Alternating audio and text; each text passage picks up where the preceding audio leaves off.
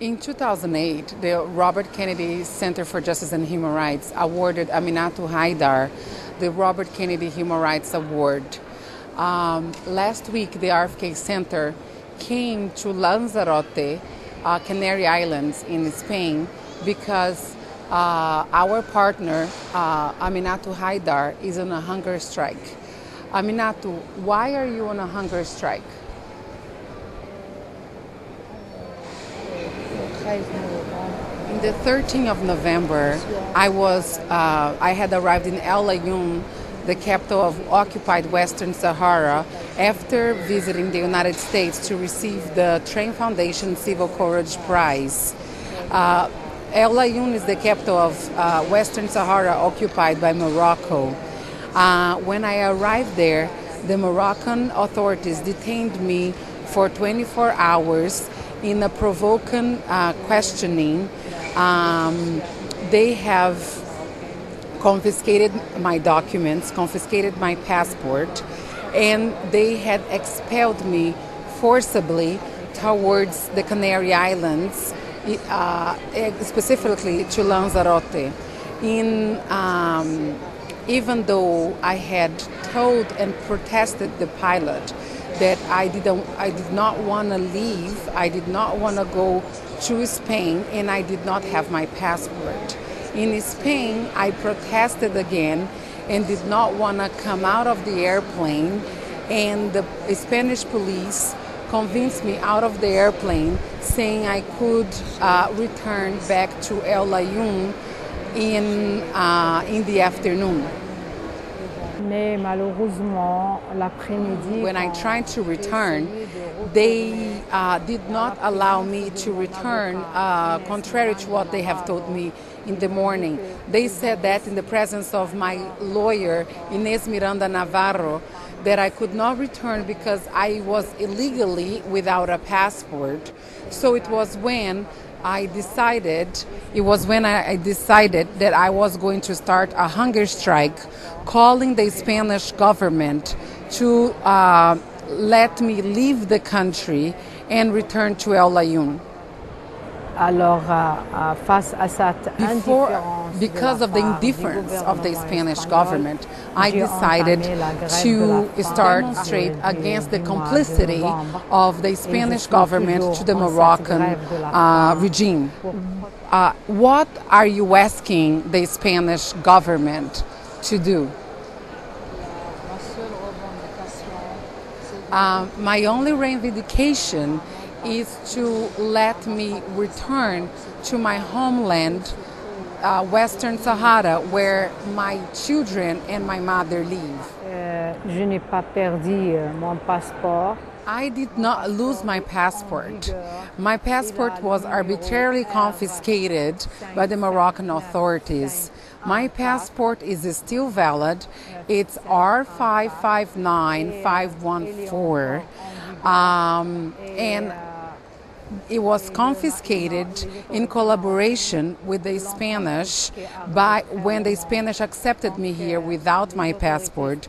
Both countries have violated international human rights law that they have ratified, including Article 12 of the International Covenant for Political and Civil Rights. I urge the Spanish government to find a solution together with the Moroccan government to save my life, so this doesn't become a dramatic situation for my family, for the Solidarity Committee who is here, and for the Sahrawi cause. Aminatu, the Spanish government had offered you the Spanish nationality, a Spanish passport, so you could return home. Why you think that is not the solution? Le gouvernement espagnol m'a offert declined the Spanish passport because that would not allow me to go back to my homeland.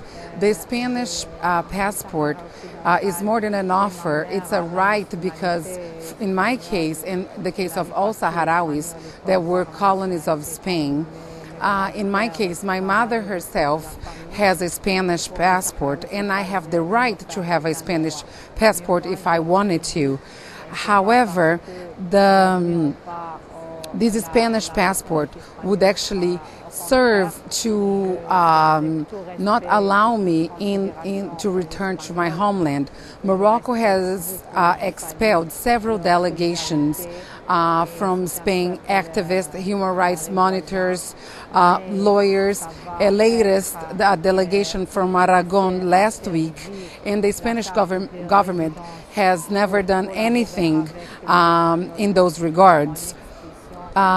To this offer of Spanish nationality, I believe is another agreement between Spain and Morocco, because Spain does not want to bother the Moroccan government. They just want to collaborate with me, and they, instead of pressuring the Moroccan government, they have been trying to pressure me. Et moi, comme Sahraoui, que je vis as a Sahrawi living under Moroccan occupation, Morocco has the obligation to give the citizens under its occupation identity documents. The Fourth Geneva Convention established that the occupying force is obliged to guarantee civil political rights, including passport and identity documents, to those under its occupation. That doesn't mean that the Sahrawi people are Moroccans.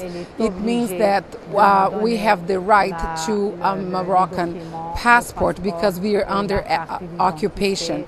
That right has to be exercised until the Sahrawi people can exercise its right to self-determination, which is recognized by the United Nations. Aminatu, do you have any request to the United Nations, to the United States and its citizens? Je lance à la société civile américaine. I call the United States civil society, the Department of State, the United States Congress and Senate to protect the civilian population in occupied Western Sahara.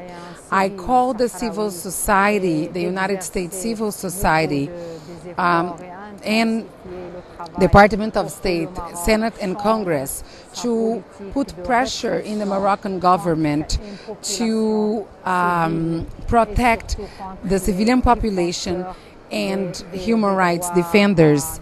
Since September, the repression in Western Sahara has intensified. On October 8th, 7 human rights activists coming from the refugee camps have been detained, and they will appear before a military court. The same day, several others going to Mauritania had their documents confiscated. Nowadays, we have around 50 political prisoners, amongst them human rights defenders, in jail for asking the fulfillment of the self-determination of Western Sahara.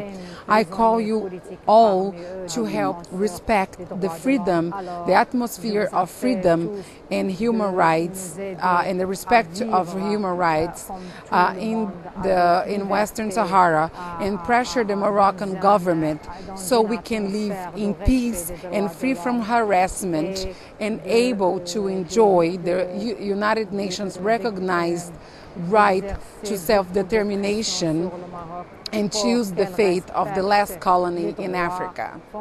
Thank you.